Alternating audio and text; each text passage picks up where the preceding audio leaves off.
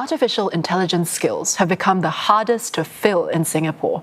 A recent survey by ManpowerGroup shows AI-related capabilities now top employers' hiring challenges, even as overall talent shortages ease. The survey found that 71% of employers here reported difficulty hiring skilled workers in 2026. That is down from 83% in 2025 and slightly below the global average of 72%. But for the first time, AI model and application development ranks as the most difficult skill to find, followed closely by AI literacy.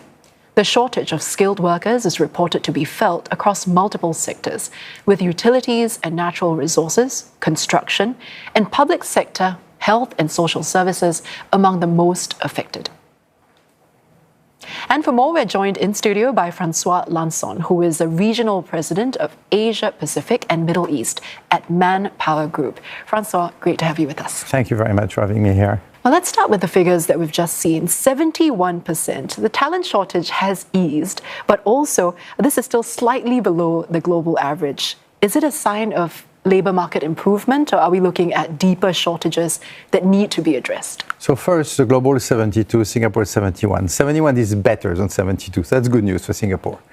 The reality, the talent shortage has lowered for two reasons. One, there's a little bit more talent in Singapore, which is good news. The other is because most of our companies are looking at things like AI, things like geopolitics, and they're a little bit more cautious on hiring. So that reduces, in some ways, the talent shortage. So a little bit of good, a little bit of bad. Well, we also see that AI skills have ranked as the most difficult to find in Singapore.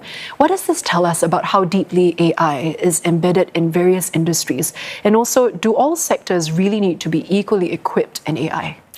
So first, there's like the rush for gold.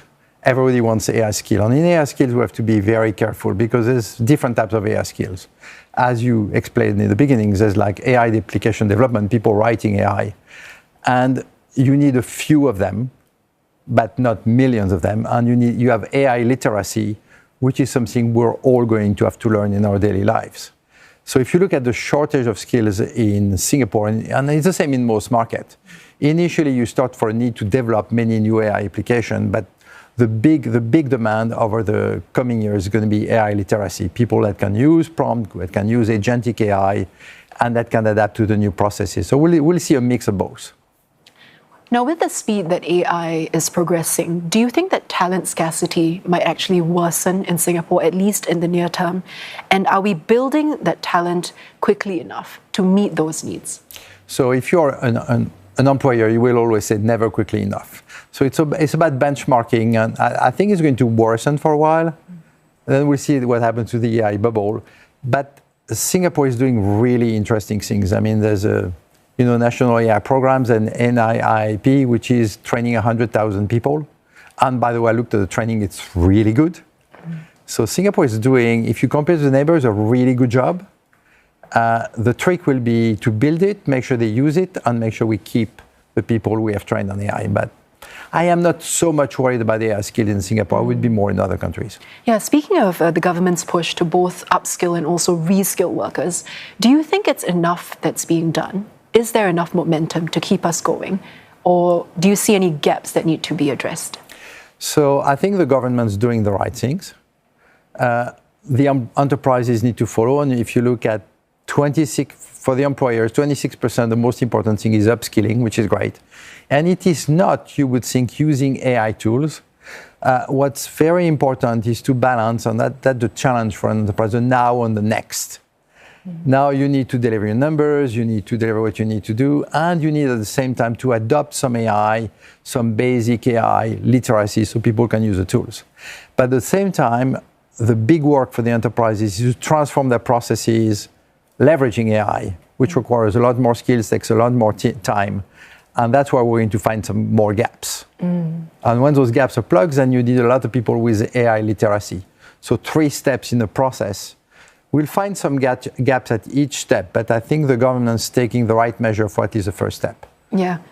I'm curious to see also how you view whether Singapore is really keeping pace with other countries as well, both in the region and also elsewhere in the world.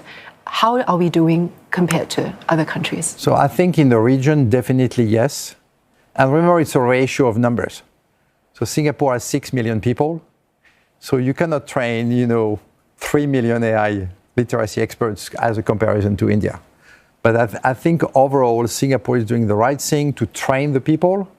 What's going to be very interesting and challenging for Singapore, especially on the AI development skills, is once you have trained them, how you keep them. Because it's going to be younger generation. You need to give them some challenges. You need to create the ecosystem. I think they're doing with Kampong AI at One North is really good. Yeah. But they really need to keep and build the ecosystem. Otherwise, people will leave. Yeah, it has to be an ongoing process. Yes. What do you think then is Singapore's competitive edge when it comes to meeting the future AI needs? Education. Singapore as a population, AI is a fabulous opportunity for Singapore, right?